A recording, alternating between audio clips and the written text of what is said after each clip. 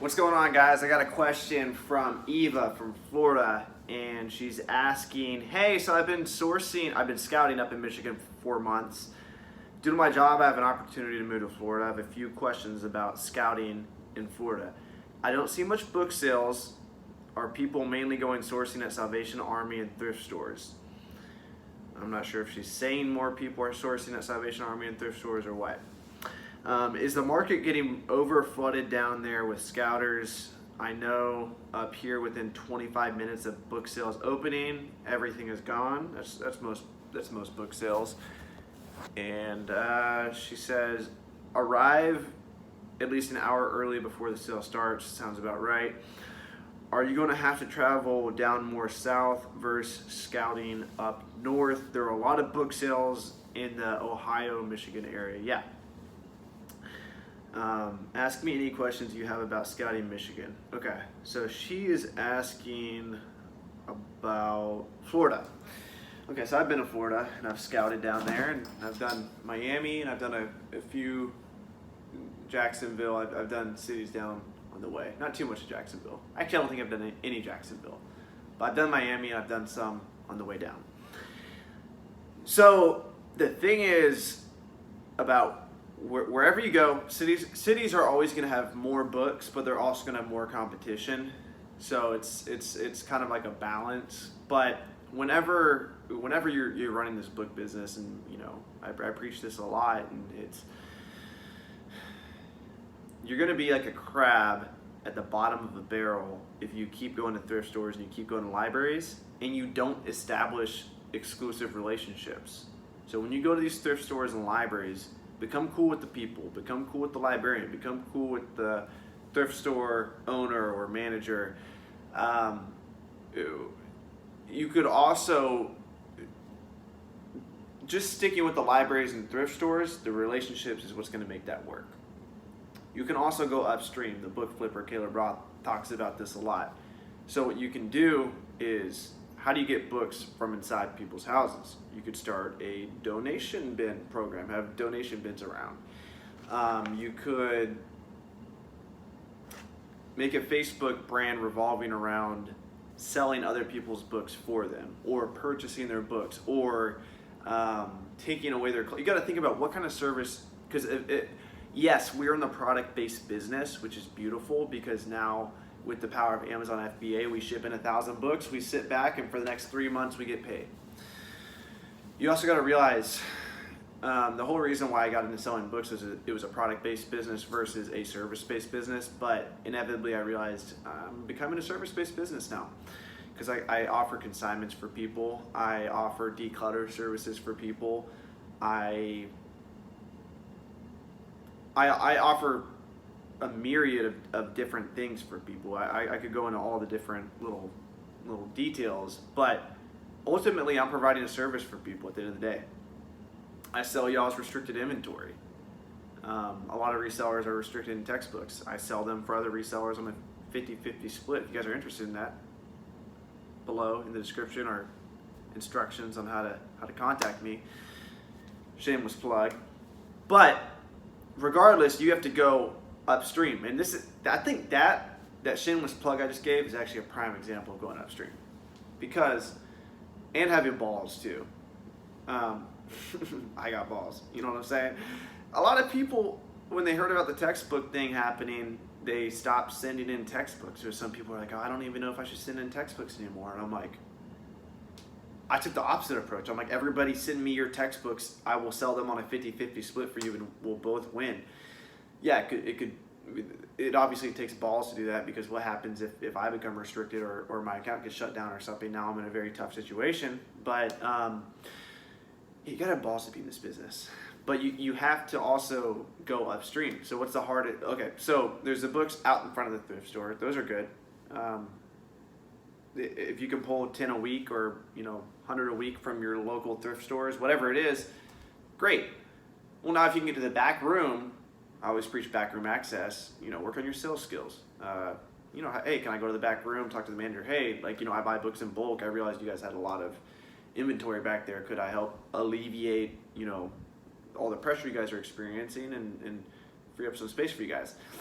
So there's the inventory, freeing up inventory for people. But like my point was this: the front of the store, you're like crabs at the bottom of the barrel. There's other scanners, anyone can go there.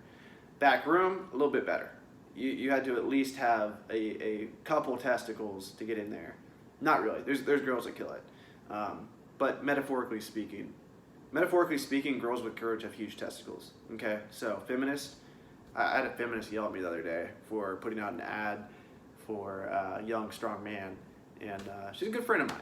We dance together, Hannah. I doubt Hannah watches my YouTube videos, but if you do, Hannah, I respect your opinion on that. But metaphorically speaking, women who have courage to get in the back room have huge testicles.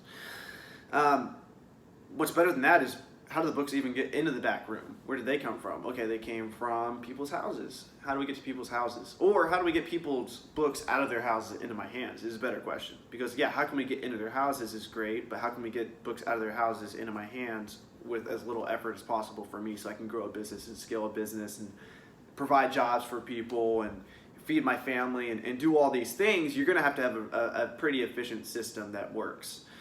So you could put up donation bins around your city. You could develop a brand around a pickup service and then eventually hire out someone to go run those pickups for you. The key there, if you're going to go that route, is to make it not so much a hustle. To make it, everything's going to be a hustle at first, but eventually to make it a brand. So you're going to have to, go out and keep getting these books from people. And eventually, like, if you provide the right customer service, because you are providing a service for people, you're decluttering, you're picking up you're not picking up their trash, but you're decluttering, their houses. Or maybe I've thought about doing this. I have so many other things going on right now that maybe eventually I'll pursue this, but selling books on consignment for people around the city. I am trying to push that with students because textbooks are worth so much. It's worth my time. But going and cleaning out someone's whole library and then cutting them 8% of the profits, whatever you decide on. So you're getting the books for free, and I just made a YouTube video. If you guys check it out, I'll link it below in the description. But 3 ways to alleviate inventory cost when running a book business. And if you guys are, I know a lot of you guys are doing a side hustle, and if you guys could comment below, comment side hustle if you're a side hustle and you just want to make some extra income, or comment I'm full-time, or I want to be full-time if this is what you want to do full-time. Because I feel like a lot of my content recently is revolving around building a business that you can remove yourself from and actually really going into this full-time. So I would like to know, I know most people, that I think 50% of my videos are watched by current subscribers. So I would like to know, my current subscribers, are you currently full-time? Are you not full-time? Are you aspiring full-time? Comment below, let me know. Anyone who's new to my channel, do the same. And if you don't sell books, comment I don't sell books, because that'd be really interesting to see if there's someone watching this that doesn't sell books. I'm sure there's quite a few out there. But I hope that helped answer your question. Tori is your name, right? Open this again. She's moved down to Florida. Eva, I don't know why I said Eve. I don't know why I said Tori. But Eve, I hope that helped you. And let me show you one more thing before I close off. This is, I think, really what you should be doing. And also, used bookstores are good. I'm trying to think of more tips. But there's a website called citydata.com. And I'll also link this video in the description. I go over how to make a map. How to make a map based on the wealth of your city. And whatever city you move to, you should know it by the back of your hand. You should know which places are good and which are bad, but especially if you're traveling. And even for cities that you live in, I feel like this has a lot of value. It really shows where the wealth is. So there's better books where there's wealthier people, because wealthier people read more books and they donate more books. That's just a fact. Facts. That's just a fact. Okay, so I'll show you guys what it looks like. Here's Miami, right here. So if you look, all the dark purple areas are the wealthy areas. All the white areas are poor areas. So target target thrift stores near these wealthy areas. And I go over how to make Google Maps of this. And if you guys are not on my email list is dope as shit. I know I sound so salesy saying this right now, but I really did write out a ton of great content, and it's in the description below. If you see romertheromer.com/10x, that's a link to my landing page for my 10x listing method, which I think is for like 1% of you guys. Now that I made that product for people like me, and there's not many people like me. I'm going on the road, and I'm shipping 1,000 books out.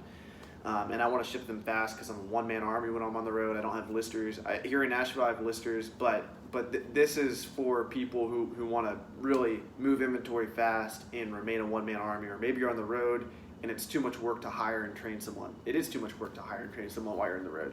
So I have a technique how to list 200-300 books an hour.